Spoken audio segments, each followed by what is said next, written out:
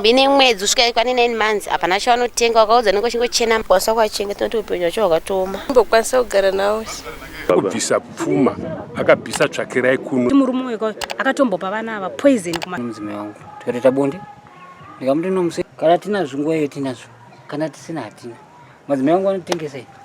kutotsvaga zvekutengesa vachihodha vachitengesa ndotoatakurira nengoro ubva kumusha uko uyazva kukwidza bhaza. Kana uchida news dziri up to date wangu paHasha TV ndo the best entertainment reti kubva kumarutivi mana ese emuZimbabwe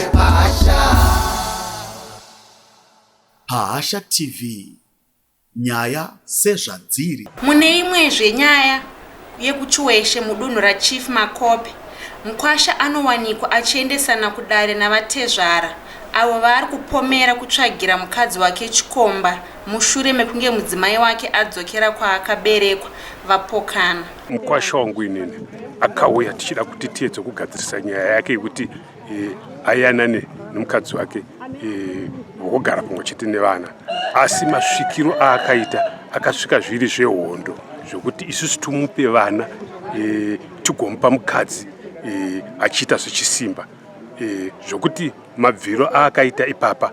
akapotsa anditema musoro akabata matombo maviri achitaura kuti inini ndiri muroyi, ndini ndikuita kuti mwana wangu inini agare pamusha, uyezve akandituka chitutsi chisingaite akataura kuti uri mhata. Kwasha ndizoti tezvara vangu ndiri trouble cause inhau yekuti 2004 ndichitora mudzimai baba wake vari vapenyu andira kumboita dambudziko zvakawanda pa 2012 matezvara wangu vachifa. 2013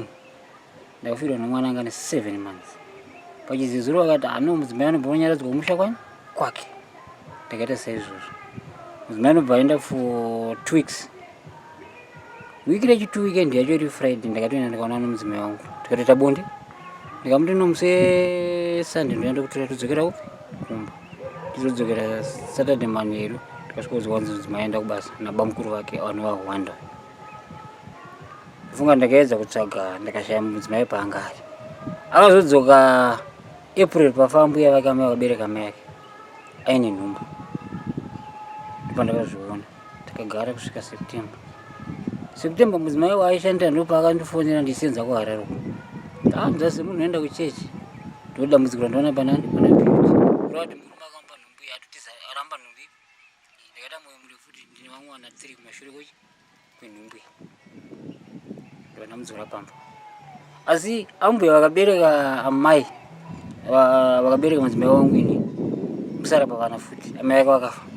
ndoine ndimukwanisa masungiro ndo zvikasunga imba yenyu tichifungidza pamwe ndo zviri kuuraya vana ndikaita chizizuri icho ndakavapa asi ndakanowapera kupurazi kumvuru kuErugene kune akanzi baba musara pavana kwete uyu. Saka ndakatora kuti pakutanga baba ava vakatora mudzimai wangu akaona ane nhumbu ndikanoita musiku right 2020 mudzimai wangu akaenda kurusa makurusa ndokwandakapakata dambudziko kunetsana kwedu ndikati mudzimai unoenda kune makurukuza uno makurukuza ndiwo mari unoparidza dzimba ndakaenda kana 4 days adzoka ndopakati paangachiti akaprofitwa nemuprofita aifamba munzira haana kuprofitwa akandiita akaprofitwa nemurume watete womunin'ana wake kurati ndopakatangira chihure chemudzimai wangu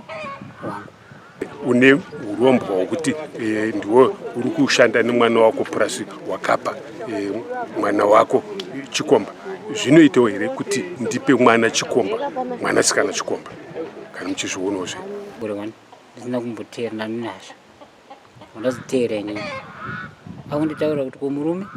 uri kutowa kudiko ndodawo bonde ndivunga 2021 2022 2023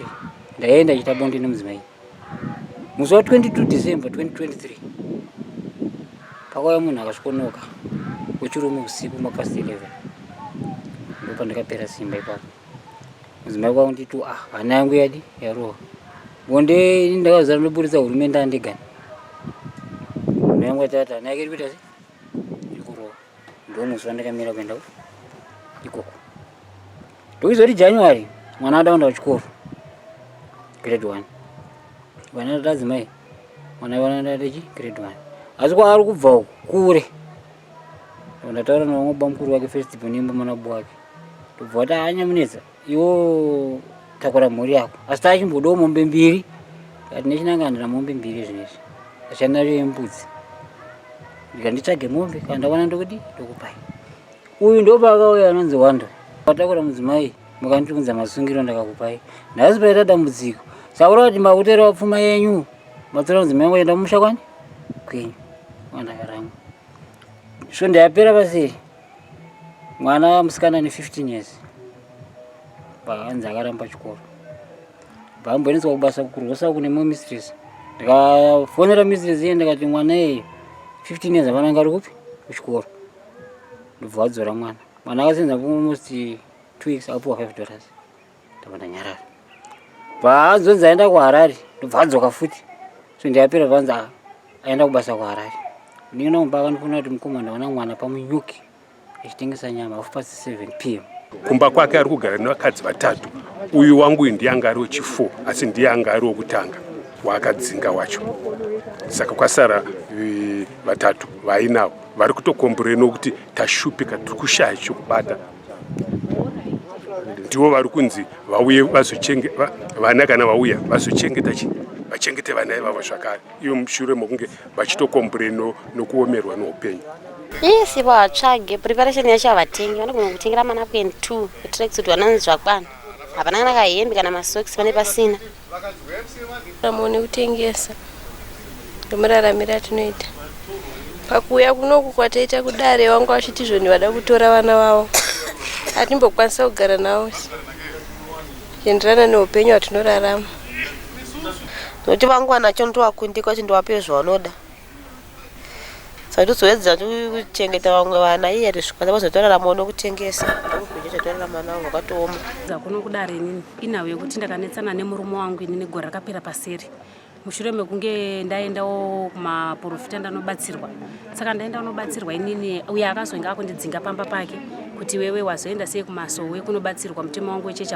hautenderi saka inini nezvemurume uyu manje inini handichada neada ramba achindimanikidza chete kuti ndita sei ndidzoke chete ende uyezve ada kutora vana vake zvisiri pamutemo nekuti vana ava hapana mwana ati akwanisa 18 years vana ava ndindi kugara navo kuvabereki vangu saka ndonoizi yanga achiita mudaro madoa kumisidzana nababa vangu kuti arwe nababa vangu inini pamusoro pekunge pangu inini nababa vangu avo achida vana vake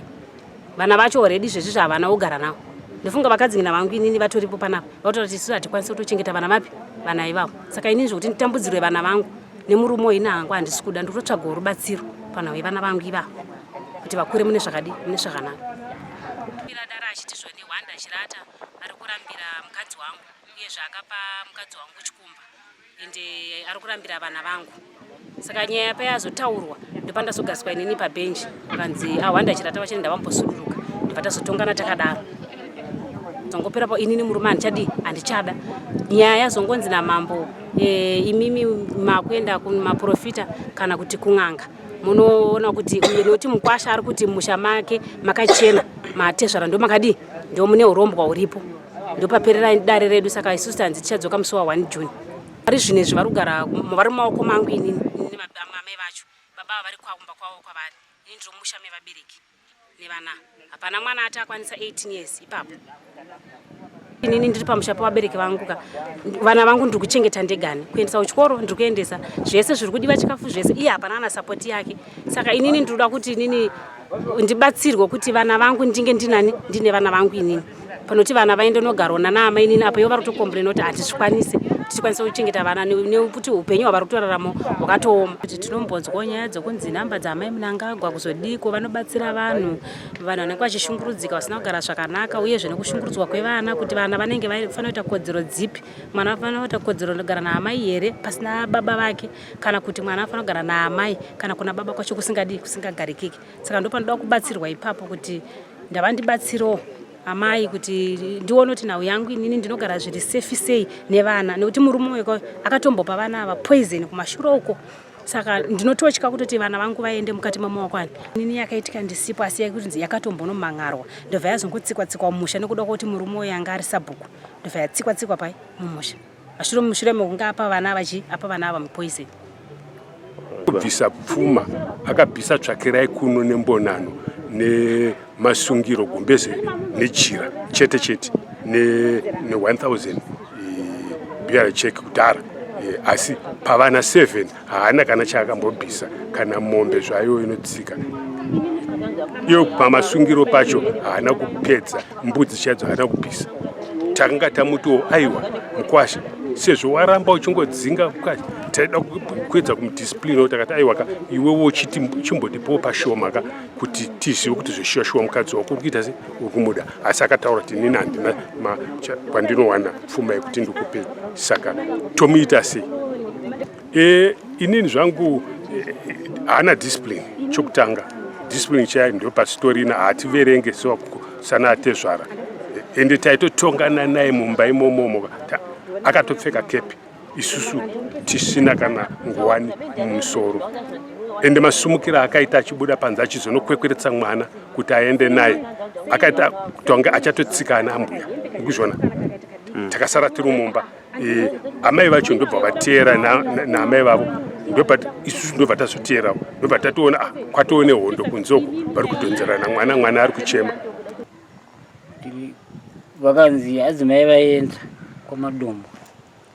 vana vangu ambuya vaonya kutumbura vakafa, asekuru vaonya kutumbura vakadi vakafa. Ava ana musara pachizezuru, musara pachi ende mukadzi kwababa mukuru hafa akazvanzita care nevana vemwanasikana wababa mudiki. Pachatoita kuabviswa kwevana. Mukuzwana pandikasvikawo ini ndobva akabva amhanya kumberi, ndobva anonga zvidhina zviviri, ndobva andipochedzera 1, ndobva ndanzve charowa padendeketi apo. Mazviona apedza kudaro ndobva anonga chimwe, ndobva zvaita zviviri. Vakomana vazviona zvino vechidiki ndobva vauya, ndobva akaona kuti ndakuingwa nevakomana vechidiki, ndobva atiza zvakanzi mudhara uri mhaka. Kana vakaperera pamwe pavo kuti vachandida, handiti ndinowana kumbogara zvangu izvino chakuti anowana kuti ano murume uyu anogona kuenda kudarika, kana anogotaura kundisira mushongano ruva pasi. Asi donzvo rangu inini ndiri kuti vana vangu inini vakure vari panzvimbo 1. So baba inini ndinowana 14. Kwanzi 6 boys 8 girls.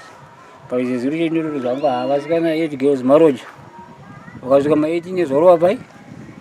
rowa zvapasika, handiti boys ndio ringatoita dambudziko, saka kwavari kuno vakomana tu.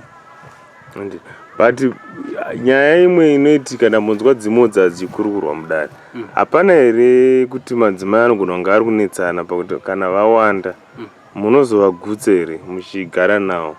Asi here kuti bedroom kuti munge muchipinda mudzimba dzavo muchivapa zvavanenge vakainga, asi here zvingange zvichiunza futi mamwe matambudziko akaita sei? Inini panguva ino iba munini hazanda kuti ndasvika palevel yekuti havasi kuguta. Adzimai vangu vakatozoti pachikomana ichochi chinamba 4 chinamba 3 ndakatozopinda basa, amunzizi